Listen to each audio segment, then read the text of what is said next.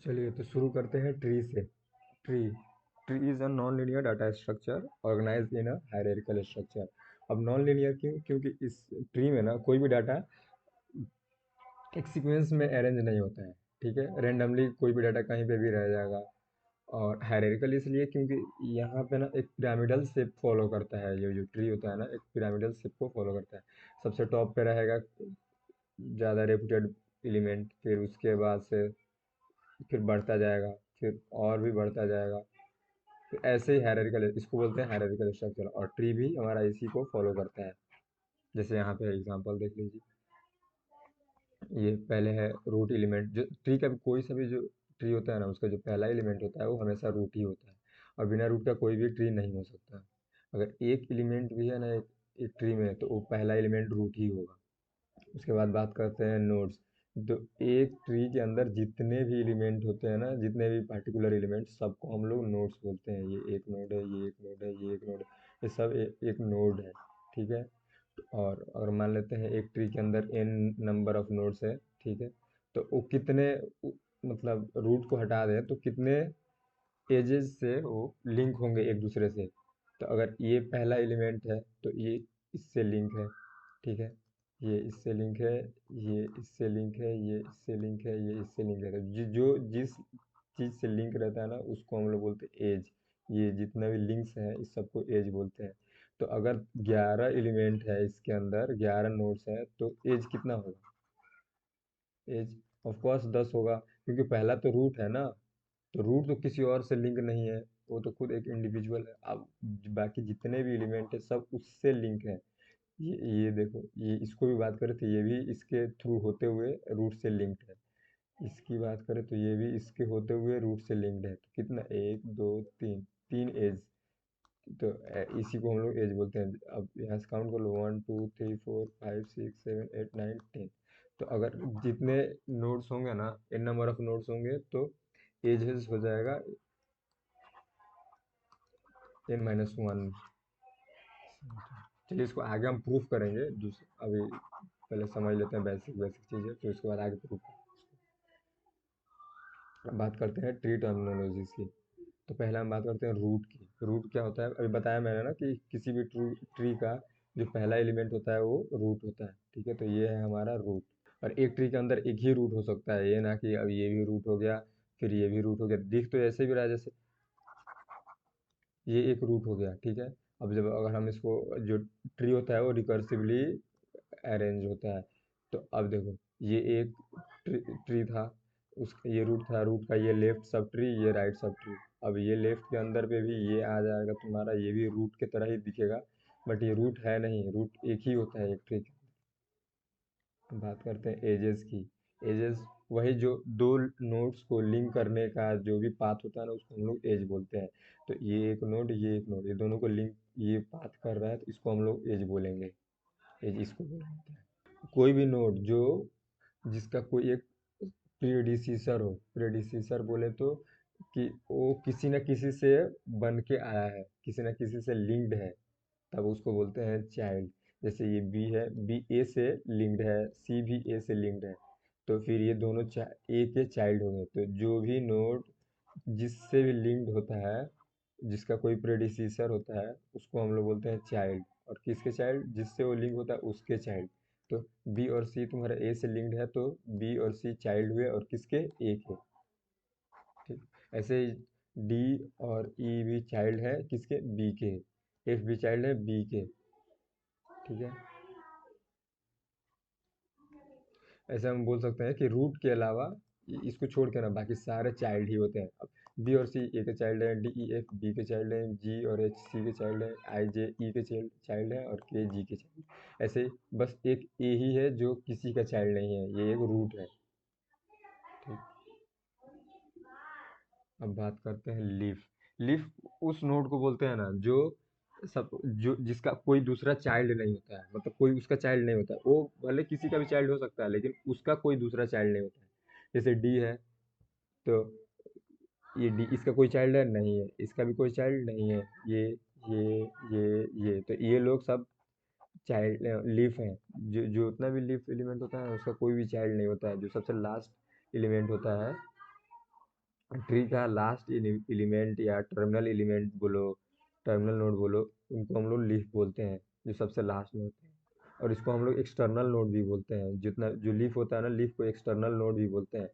अब ये तुम्हारा एक्सटर्नल नोड हो गया, तो जो बच क्या गया, ई और बी बचा, जी और सी बचा, ये तुम्हारा इंटरनल नोड हो जाएंगे, इंटरनल नोड।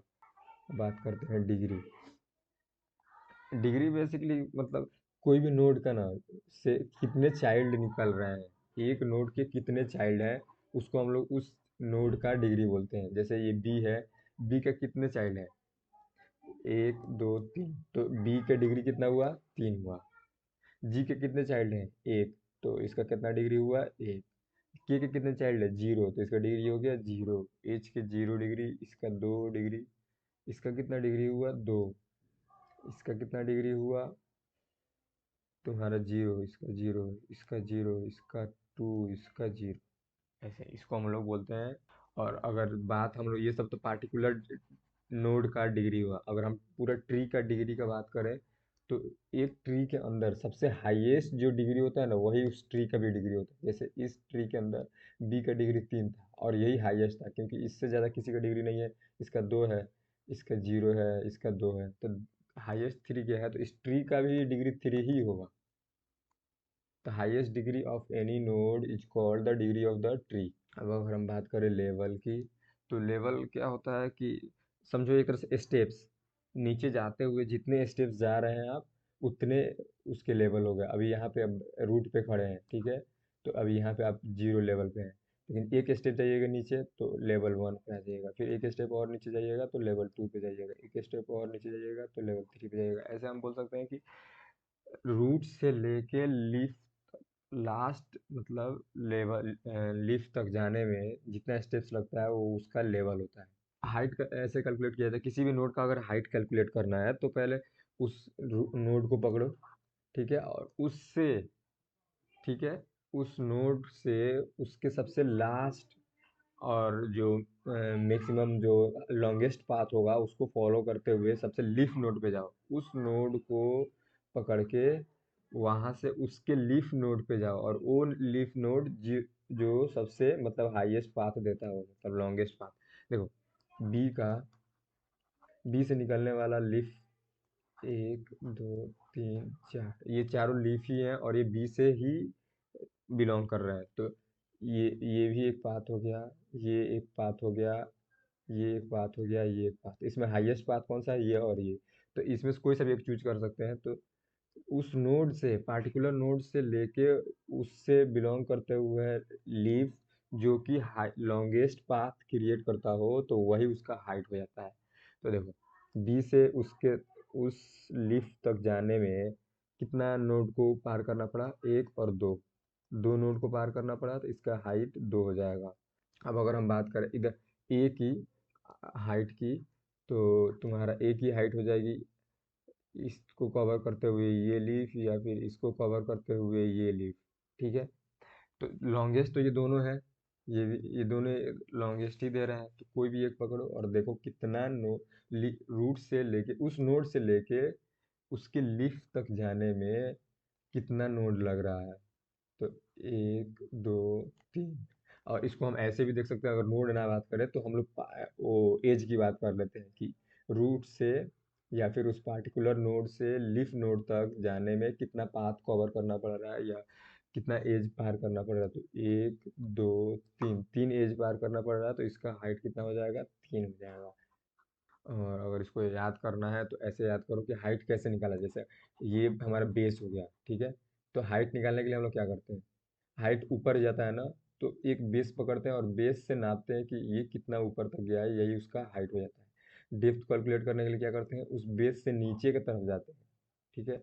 तो जब हम हाइट कैलकुलेट कर रहे होंगे तो हम क्या करेंगे, इसको बेस मानेंगे, इसको, ठीक है, अपने सबसे लास्ट लेवल पे जाके, लेवल के सबसे लास्ट पे जाके वहाँ उसको बेस मानेंगे, और वहाँ से जिस नोड का भी हमको हाइट चाहिए ना, यहाँ से चलना शुरू करेंगे, और उस नोड पे पहुंचने में हमको जितना भी नोड लगा या फिर जितना एज लगा, उसको हम लोग बोलते हैं हाइट ऑफ दैट नोड।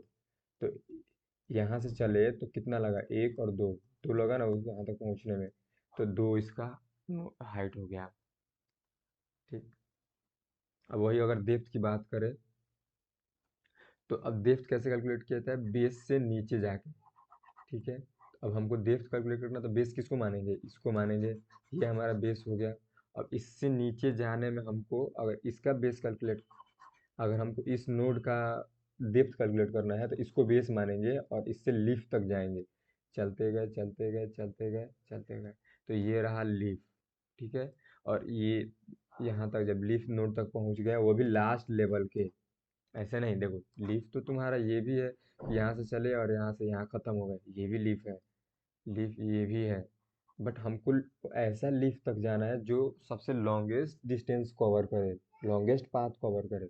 अब ट्री का डेप्थ क्या होता है और ट्री का हाइट क्या होता है, तो जब ट्री का हाइट कैलकुलेट करना होगा तो हम लोग रूट को अपना बेस मानेंगे। रूट से डेप्थ कैलकुलेट करने के लिए रूट से पकड़ेंगे और सबसे उस ट्री के सबसे लास्ट लेवल तक का जो लीफ है वहां तक का पाथ कैलकुलेट करेंगे और वो हो जाएगा उसका डेप्थ। अब वैसे ही हाइट की बात करें, अगर ट्री की हाइट, तो रूट को पकड़ेंगे और उसके लास्ट लेवल के थी से लीफ से स्टार्ट करेंगे चलना और रूट तक पहुंचेंगे।